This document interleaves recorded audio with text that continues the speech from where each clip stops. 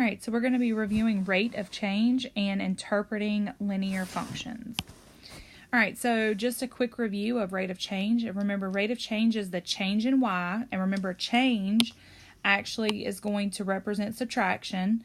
So the subtraction of y over the change in x, so the subtraction of x. So again, the change in y, so the little triangle means change, so the change in y over the change in x. So you basically take your y values and subtract them, divide it by the x values and subtract them. It gave you the linear rate of change. For linear rate of change, you're going to be talking about slope. Slope is rise over run, which again we find rise over run by finding the change in our y value, so y2 minus y1, over the run, which is the change in our x value, which is x2 minus x1. All right, so looking at an example, here's an example that was actually pulled from a release version of the test. It says the table below shows the average weight of a type of plankton after several weeks. What is the average rate of change? So it tells me right there that we're finding that average rate of change from week 8 to week 12. So if they don't tell you which ones to use, normally you would use the first and the last, just as a habit. But they're telling you to use week 8. So we're going to go circle week 8 to remind ourselves, and week 12. Now, for this particular one, it is the first and the last. That may not always be the case. So we're going to do my change in y over my change in x. And just as a reminder, my x is always on the left side of the table. My y is always on the right side of the table. So we're going to start at the bottom, right here. And we're going to do the change in y, so y2 minus y1 over x2 minus x1. The 1s and the 2s mean nothing more than the first or the second y minus the first y. So the second y is 0.49 minus my first y is 0.04. And then we're going to divide it by my second x, which is 12, minus my first x, which is 8. Of course, you would most likely be able to type this in a calculator in order to calculate this answer. And once doing that, I got 0.1125. So 0.1125 is ounces per week. And the reason it's ounces per week is because in my problem, my y value, if you look at the table, is in ounces. So ounces on the top, per, because we're dividing, and my x is in weeks, so weeks. So you do your units of y per your units of x. All right, and then we have the next one, which they actually give you a graphical rate of change problem where they want you to compare the graph itself. It says Oscar planted a tomato seed in his garden. Each day he recorded the height of the tomato. During which interval, so remember an interval is where something starts to where something ends, did the tomato plant grow the fastest? So when I think fastest, I think the steepest. Which section is the steepest? Because it would be faster. The steeper it is, the faster it is, and the flatter it is, the slower it is. So the less change there actually is happening. So we're going to look for the steepest. So I'm going to just kind of highlight through. So A is going to be 4 to 6. So here's 4 to 6. And then we have 6 to 8. We have 8 to 10. And we have 10 to 12. So given those changes, the one that has the steepest change is going to be from 8 to 10, which is going to be C.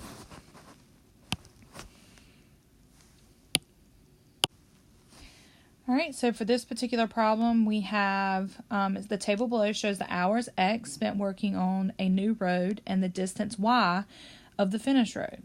So what is the slope of the line that best fits the data? So it's asking for slope. It doesn't actually ask for rate of change, but we talked about earlier that slope and rate and change are the same thing. So it doesn't tell me which ones to use, so I'm going to use my first and my last. So I'm going to find the change in my y value over my change in my x value. So again, in this particular problem, x is time, y is distance. All right, so I'm going to start with my second y. So that's going to be 19.5 minus my first y is 1.5. And I'm going to divide that by my second x, which I'm going to make sure I got that right, is 650, minus my first x, which is 50. So if we actually, again, divide that out, however method you choose to do that, I know most of us are using Desmos, I get 0.03. Now, 0.03, we're going to turn that into a fraction because our answer choices are in fractions. And you can use that if you did use Desmos. Desmos actually has a little button that looks like an empty template fraction on the side. It's kind of in the circle. You can click that and it'll change it right into a fraction for you. So that's going to be 3 over 100. All right, so then we're going to kind of, now that we've started talking about slope a little bit, we're going to review slope-intercept form. So y equals mx plus b. So remember, m is your slope. That is going to be your rise over your run. That's the steepness of your line. That's your rate of change. That also, in the real world, is going to be your repeating value. That is the value that's going to keep happening over and over again. Okay, so remember that your slope is your repeating value. All right, and then we have our y-intercept. Our y-intercept is our b value. That's where it crosses the y-axis. And in the real world, our y-intercept is the initial value. That's what starts, especially in a real-world situation, our upfront value. So again, slope is your repeating value, and your y-intercept, where it crosses the y-axis, is your initial value. All right, so in this next model, it says the table below shows the distance a car has traveled. What is the meaning of the slope? So they're asking you not only to find the slope, but what is the meaning of it? So this table is sideways, so we're going to do x and y. X is always on the top, y is always on the bottom when it comes to a horizontal table. You can use your first and your last here. So remember, here's your y value. So this is going to be your second y, your first y, second x, first x. So we're going to do our change in y over our change in x. So that's going to be 100 minus 20 over 125 minus 25. All right, so that's going to be 80 over 100. And 80 over 100 is going to be the decimal point 8. Again, there's that button in Desmos that has a little fraction template on the side that if you click that, it gives you 4 over 5. But what is 4 over 5? So this is where you're actually going to have to read your units of your table to make that connection. So remember, this is my y value over my x value. Okay?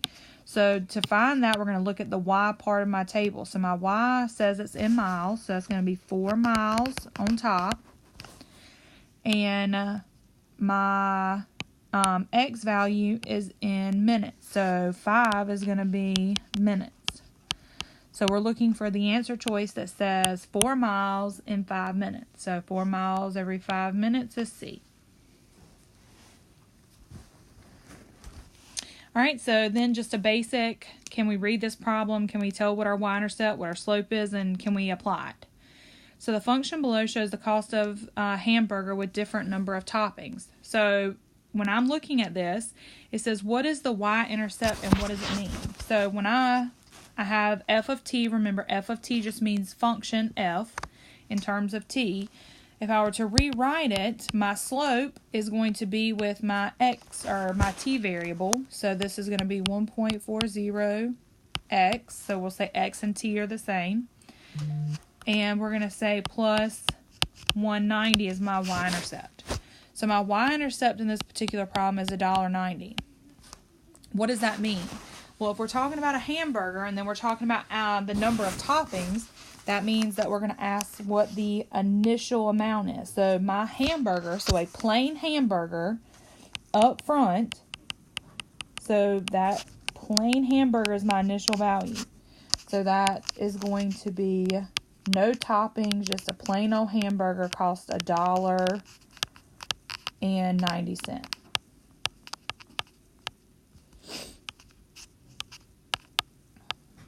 Okay, now what is the slope? Well, the slope is going to be your 140. And what does that mean? Well, that's going to be your repeating amount. So that repeating amount is every topping that you add onto that hamburger is going to cost us $1.40 because that's the repeating thing. So every time we repeat and add a new topping, we're going to pay $1.40. So that is our repeating value. And that repeating value is going to be $1.40 that we're going to keep adding on per topping. Okay. Now it says that Jody paid $3.30 for her hamburger. How many toppings were on her hamburger? So she paid a total of $3.30. So that total that she paid is your Y value. So if we plug this $3.30 and we plug it back into our equation for Y, they're asking us to solve it. So we have $3.30 equals 140x plus 190. So if I have $3.30, in order to solve that, I would need to subtract 190 because we're solving for x. And if I get that, I have 140 equals 140x. So I would divide. I'll move this over.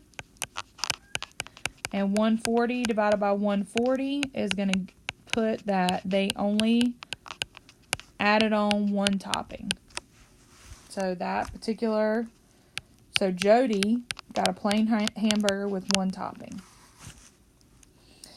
Alright, so the next one says, write a linear equation in slope-intercept form that models the situation. So we're looking for the initial amount and we're looking for the repeating amount.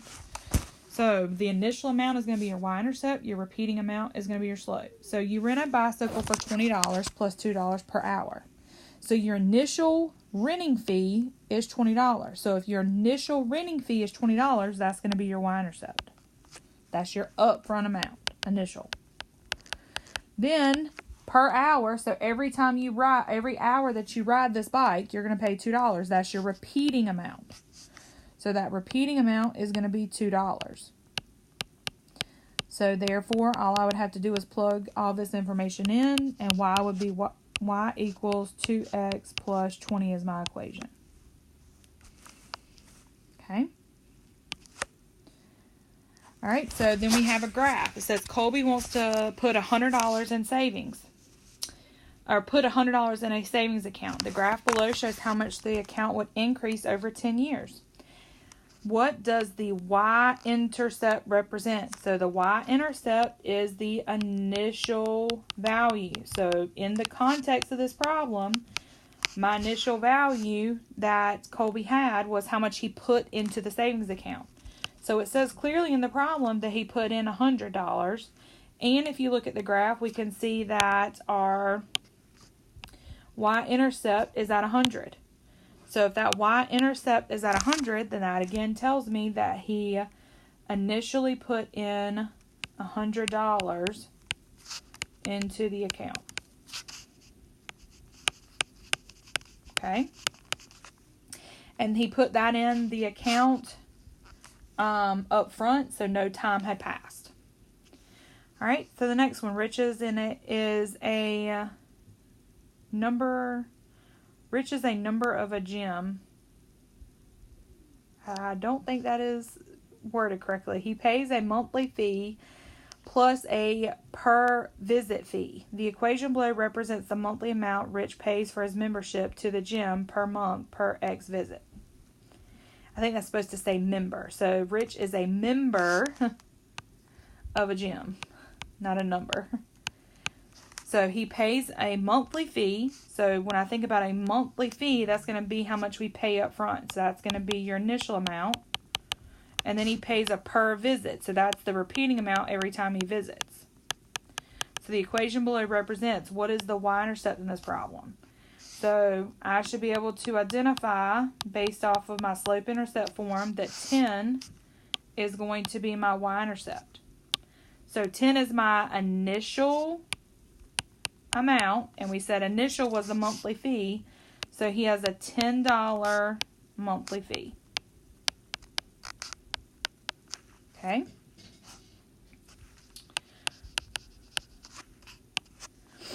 Alright, so again, I have the boiling point of water, T measured in degrees at an altitude A, and they give me this equation. In terms of altitude, which statement determines the meaning of the slope? So the first thing you need to do is you need to figure out what the slope is. So if I were to kind of rewrite this problem, it would be y equals negative 0.0018x instead of A plus 212. So I should be able to identify that in this particular problem that my slope is negative 0.018.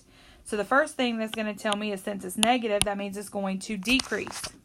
Okay, so when I read the problem, A says the increase and increase. So if it increases and increases, it's still going to be positive. So that's not going to work because we want it to decrease. B says increases and increases. So again, we have a positive divided by positive. That's going to be positive. That's not going to work. The second one says decreases and increases. So to decrease is negative and increase is positive, which is going to produce a negative. So that's still a possibility. And for D, it says decreases and increases. So again, decreasing and increasing are going to produce a negative. Now the question is the numbers don't match up. So the key that when I read these, so it says the boiling point decreases by 18 degrees as the altitude increases by 1,000 feet. So these are per 1,000 feet. That is not the units that this was initially in. This was measured in per foot. So we would have to take our slope and multiply it by 1,000 in order to get the correct number that this is talking about. So if we take 0.0018 and we multiply it by 1,000, that's going to give me 1.8. Or I could recognize that I have 3 zeros and I can move my decimal place 3 places over. So my answer is going to be 0.18 for this problem. Or excuse me, 1.8.